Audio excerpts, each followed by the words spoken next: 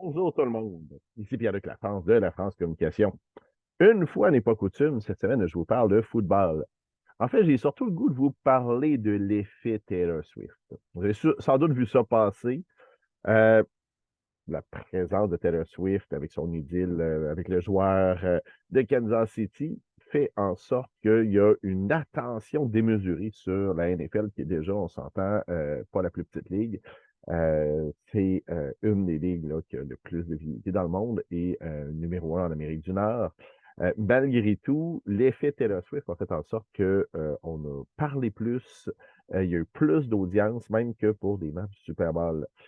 Donc, ça m'amène à vous parler des influenceurs, des influenceuses. Parce que je sais que quand les gens voient ça, ce qu'ils se disent, c'est Colin, ça vaut la peine de travailler avec un influenceur, une influenceuse.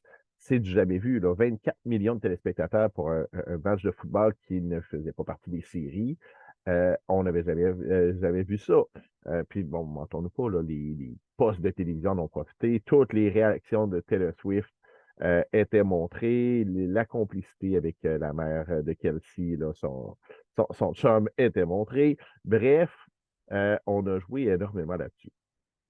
Faites juste attention avant de faire un calcul rapide, de dire, oh, OK, si la NFL, qui est déjà gros, a pu être encore plus gros grâce à la présence de Taylor Swift, ben, ça veut dire que si je travaille avec un influenceur, ça va faire grossir l'exposure autour de mon entreprise. Le calcul n'est pas faux, mais encore faut-il travailler avec le bon influenceur. À quelque part, l'influenceur devient un porte-parole de votre entreprise. Fait que vous devez voir, est-ce que c'est un porte-parole crédible? Est-ce que c'est quelqu'un avec qui j'ai le goût de m'associer? Ça, c'est la première question. Deuxième, c'est qu'est-ce qui m'offre? Combien ça va me coûter? Et qu'est-ce qui m'a vraiment. Une publication qui va paraître une fois sur les médias sociaux, entre nous, ben, ça vaut plus ou moins. Ça dépend, bon, assurément de la portée, jusqu'à quel point ces gens réagissent. Ça dépend de combien de publications on va faire dans une journée. Ça dépend de plein de facteurs. Mais c'est sûr que la durée de vie est très courte par rapport à un article de blog, par exemple. Fait je vous dis pas de ne pas toucher aux influenceurs, je vous dis juste de faire attention. Des fois, ben, c'est pas la bonne personne, ou même si c'est une personne qui serait crédible, que c'est intéressant de vous associer avec, ça se peut que ce qu'elle vous offre coûte très, très cher par rapport à ce qui est ramené. Et prenons le cas que j'ai déjà vu, quelqu'un qui faisait payer un bon montant d'argent pour une seule publication Facebook. Mais cette personne-là publiait plusieurs fois dans une journée, ce qui fait que chacune des publications avait une visibilité restreinte. Et ben, la durée de vie était de quelques minutes, quelques heures.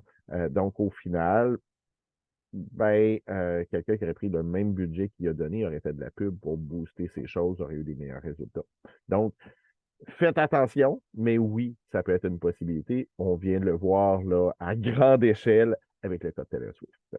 Pour des trucs, des conseils, des façons là, de vous mettre en marché ou de vous de gagner en visibilité sur les médias sociaux, sur le web, n'hésitez pas à communiquer avec moi. Pierre-Luc Lafrance de La France Communication.